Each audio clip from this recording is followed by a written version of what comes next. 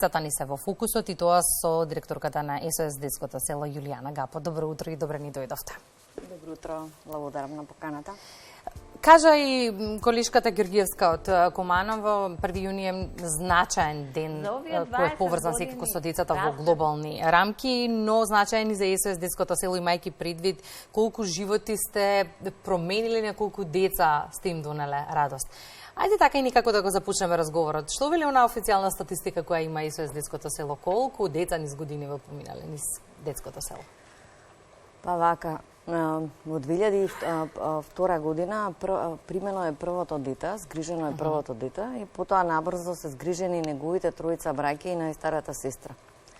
Така да тогаш почнува и нашата приказна во полето на грижа на деца, а од тогаш згрижени се околу 300 деца и млади, значи на кои што им била потребна промена на грижа од биолошко семејство. Понатаму, бидејќи работиме и во полето на социјална превенција и во семејства со социјални ризици, досега сме работеле со околу 400 семејства на кои што индиректно или директно сме помогнале околу 1000 деца да останат со своите родители, нели, да се превенира, да можеби да треба да го напуштат своето семејство. И уште да споменам дека нашиот фокус е многу и во работа со младите. 170 млади сме помогнале да се вработат, значи млади без родители и млади во социјални ризици, а исто така и 50 од нив да отворат свој бизниси.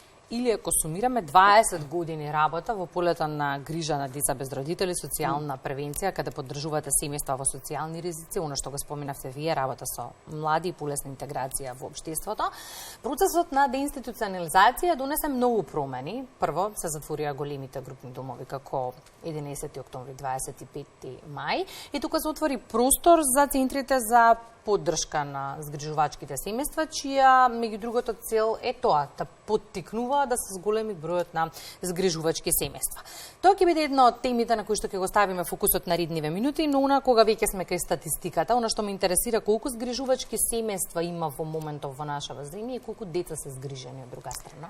Во моментот има 353 згрижувачки семејства и околу 520 деца, меѓутоа целосно корисници, бидејќи во некои од семејствата има и полнолетни лица или лица со попречености, така да меѓутоа во најголема мера станува збор за деца без родители.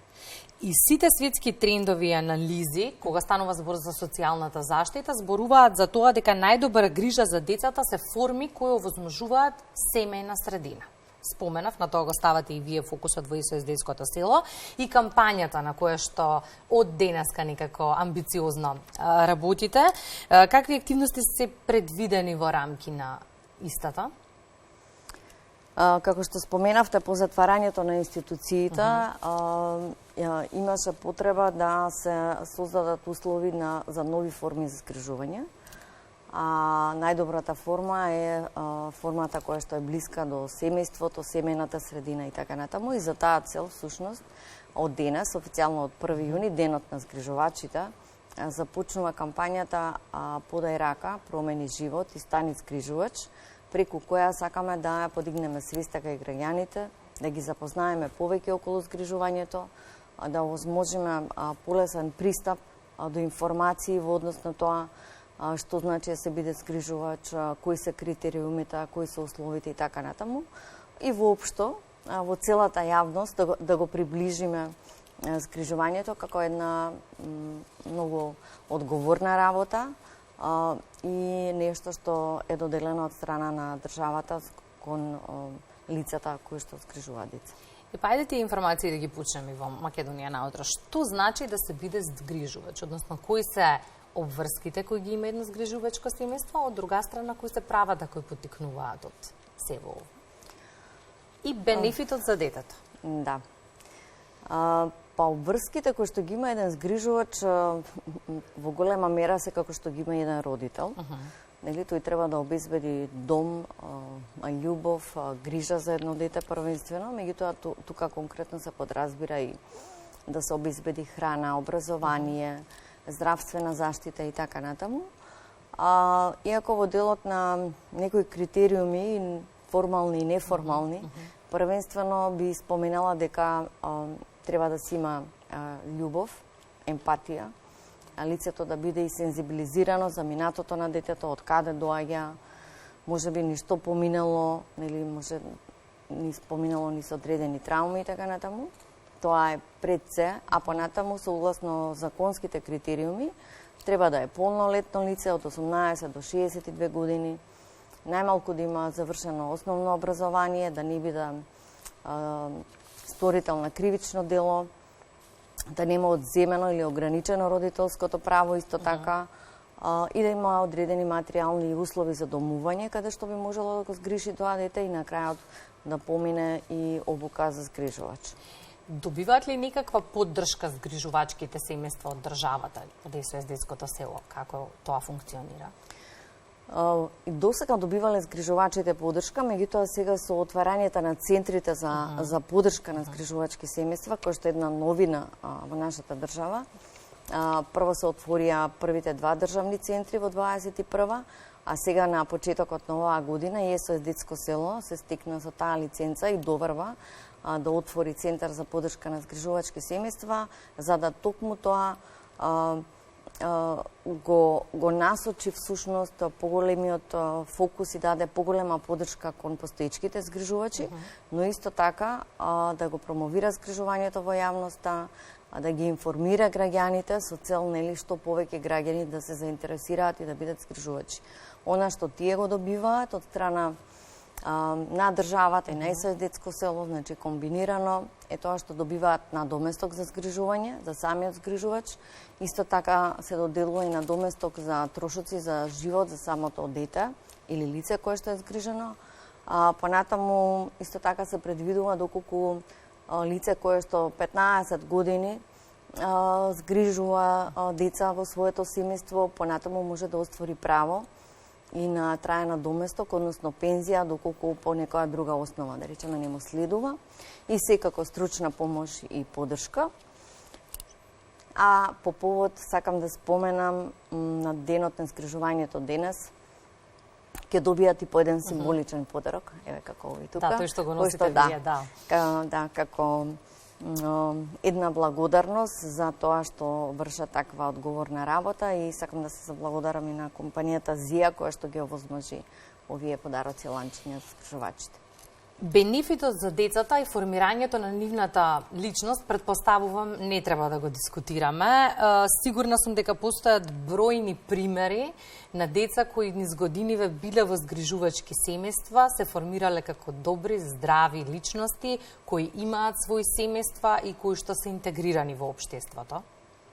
Па да, секако. Значи, околу 100 млади веќе се низ годиниве, да речам, се пораснати, излезени од детско село, многу од нив студираат, имаме повеќе примери со кои направиле своји семејства, свадби, имаат веќе и своји деца, така да тоа е една потврда и доказ дека нивниот психофизички развој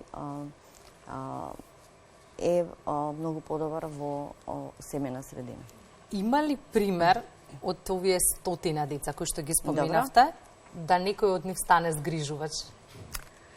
Па за сега нема, иако имаше интерес за такво нешто, меѓутоа сепак се уште немаме барем ние во детско село млади кои што имаат доволна возраст да може да ги исполнат условите за да бидат згрижувачи. Па тие можат да ги исполнат со 18, меѓутоа сепак со самото тоа што нели биле можеби дета со статус на без родители, сепак можеби треба некоја поголема зрелост, не само нели за нив и за други заинтересирани. Меѓутоа можеби да има друг пример во државата за кој што јас немам информација. Во рамки на кампањата мора да споменеме дека се вклучени и многу институции, сите чинители во општеството кои што практично се должни да им обезбедат на семејствата информации за оние семејства се разбира кои што сакаат да се вклучат во приказната со згрижувањето. Не сте сами. Секако.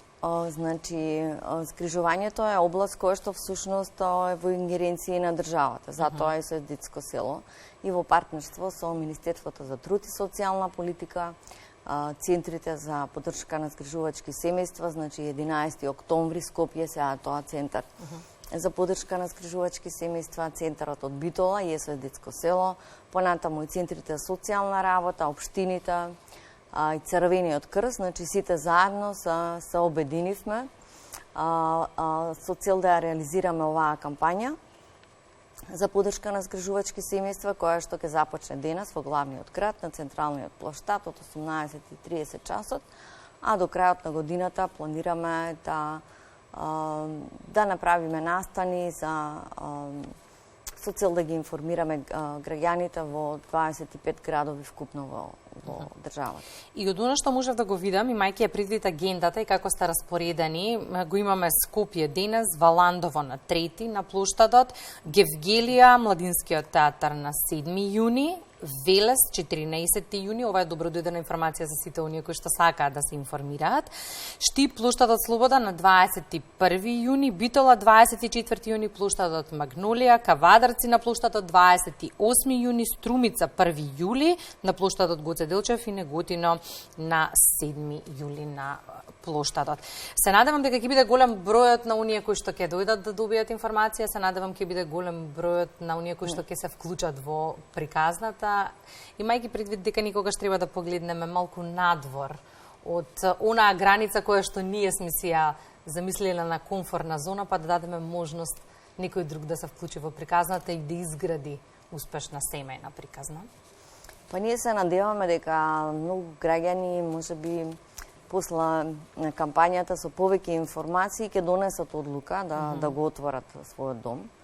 Бидејќи сум сигурна дека искуствата кои што ги има и во регионот и пошироко, каде што има доста згрижувачи, ќе може да се пренесат и кај нас, да се грижи за туѓо дете, нели? Ние некојаш велиме, кога некој ќе ни додели одговорност, некоја пријателка или роднина за туѓо дете, поголема одговорноста отколку за своето. Така да навистина тоа е голема храброст и одговорност да се грижиш и да бидеш дел од детството на едно дете, да учествуваш во неговиот раст и развој и да помогнеш всушност да се промени позитивно неговиот живот, да стане млад човек, да создаде свое семејство. Така да ни требаат такви повеќе храбри луѓе кои што веќе сакаат да се вклучат во оваа кампања и да променат нечи живот. Ние секако јавно ќе говориме на оваа тема многу во периодот кој што следува, бидејќи знаете дека медиумската поддршка се разбира ја имате со сето она што ќе биде ново и во рамки на кампањата и во рамки на СОС детското село. Ке ве имаме овде во студиото Тринамата. Благодарам за денешното гостување. Ви благодарам и на вас. Би сакала само да напоменам, доколку има заинтересирани граѓани, тие може да се јават на телефонот 075 277 447 или згрижување.мк или во било кој центри социјална работа, центри за поддршка на згрижувачи, на СОС детско село страницата, значи ние ќе се сподели информацијата и ќе ги сконтактираме. И еве добра идеја, можеби во следното гостување да имаме и едно згрижувачко семејство овде во студиото, па да видиме пред какви предизвици тие се исправени и како функционираат, како позитивен пример за оние кои што сакаат да се вклучат во приказната. Па да, тоа би било супер идеја. Ви благодарам.